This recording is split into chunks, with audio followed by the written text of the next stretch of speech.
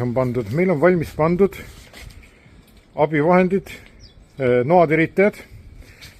Sellist noatiritajat kasutame me töö vahepeal kiireks noa puhastamiseks, teritamiseks ja põhitiritaja on tegelikult see. Meie paneme kõik asjad vaakumisse. Paneme siia vahele nüüd koti. Kände kinni. Siit olen pannud kõige tugevama peale ta. Siit läheb ta tööle. Ja juhtuski see, mis juhtuma pidi. Ei ole kott korralikult vahel. Uus katse. Ja see asi hakkas imema. Kotinurgad ilusti tühjad. Tõmbab kokku.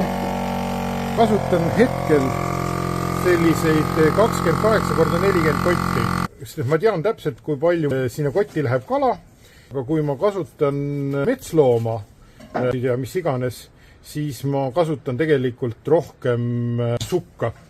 Ehk sa lõikad juba selle koti sellise pikkusega täpselt nii, nagu sulle endale vaja on. Nii, nüüd on ta kinni. Mina lasen ühe korra igaks juhuks selle õmbluse veel üle, sest pole alati liiga puhas. Kindlalt kinni. Perse keelasite jälle.